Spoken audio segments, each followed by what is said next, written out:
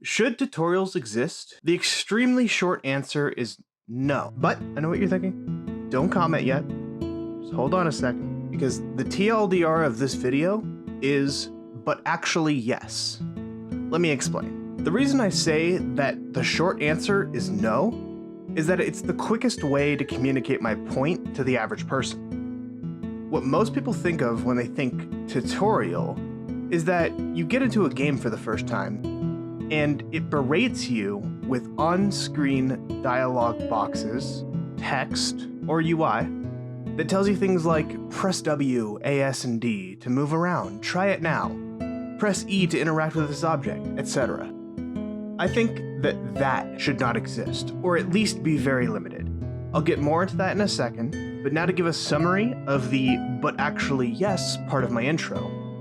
My basic premise that I want to try to convince you of is that a perfectly designed game will be able to communicate the mechanics and gameplay through environmental design, level design, and combat design. Basically, the fact that someone overloads the player with on-screen tutorial prompts and instruction and pauses and immersion breaks, in my mind, tends to be an indicator of some small failure in game design. But this also depends on a number of factors.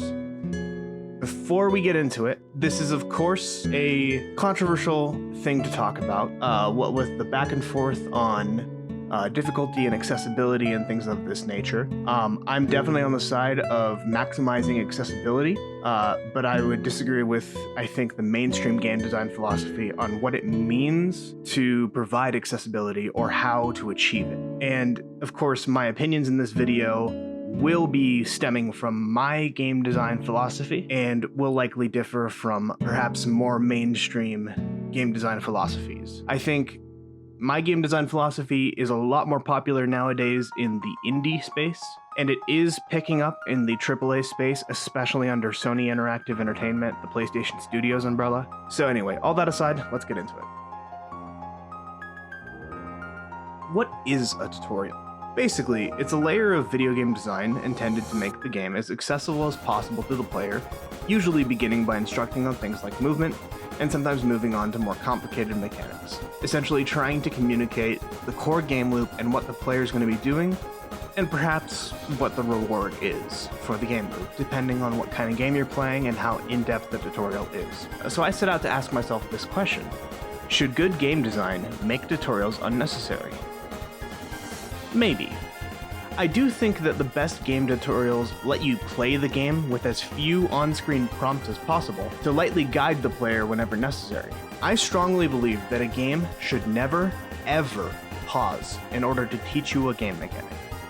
If you're making a game and you feel that you have to pause the game to teach the player something, you either accelerated the player through the intro of the game too fast, or you're dropping them into too high pressure or high difficulty of a situation before making sure that they are prepared. I understand the desire to do this, absolutely, and I admit that this style of tutorial is totally bearable. For example, when you first start learning combat mechanics in Legend of Zelda Breath of the Wild, it's absolutely not a deal breaker.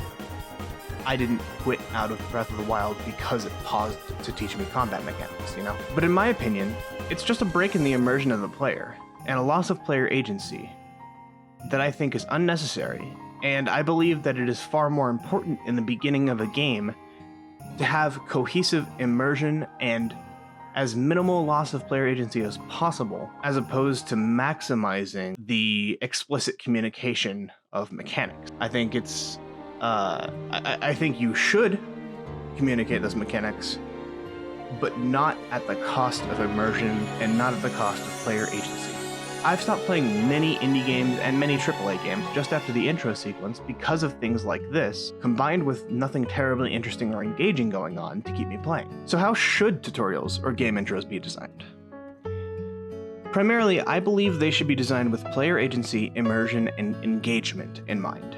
I don't want to come off as saying that text is literally evil and objectively wrong in all scenarios, because not only is this not the case in the average game, but there are games that are entirely text-based. What would you do then?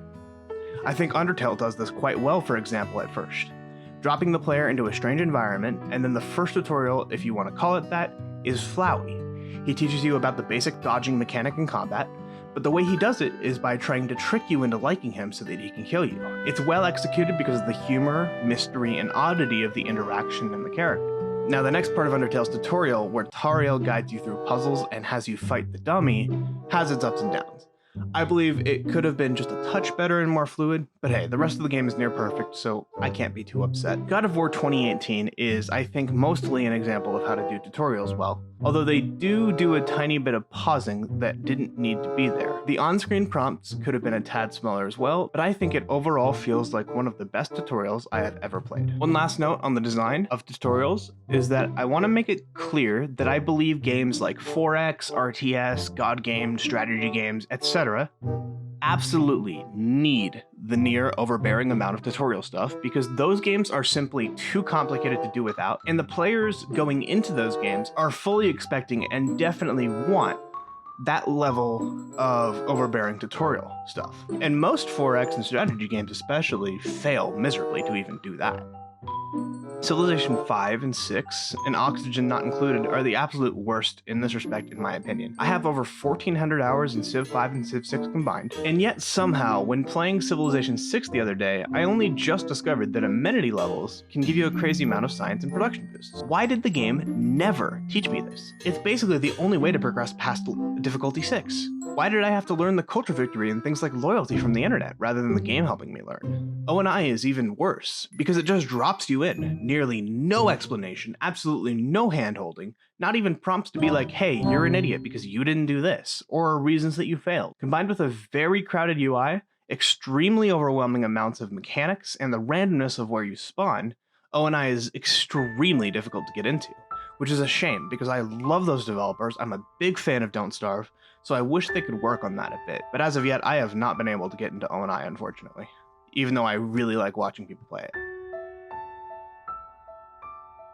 So why are so many tutorials cookie cutter and old-fashioned? Well, unfortunately, it's how we were taught to make tutorials. Even in my college program, which I think is one of the best ones out there for emphasizing player agency, immersion, and flow, it still started us all off with learning that basically the design of tutorials doesn't matter, or at least almost doesn't matter. We barely talked about it. You make a game and it better have a comprehensive tutorial that teaches someone who has never played video games a day in their lives how to go through your game and succeed. While that's all well and good and well-meaning and all, I really wish that game development students would be taught more how important the immersion and flow design of the first couple minutes of their game is.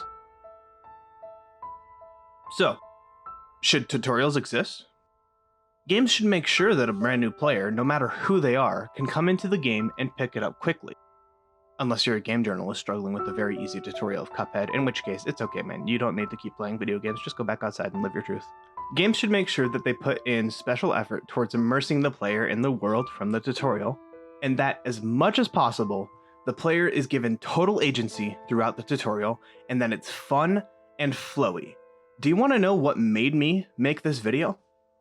I bought Mountain Blade Bannerlord, and man, let me tell you, there has seldom been a less fun and engaging tutorial.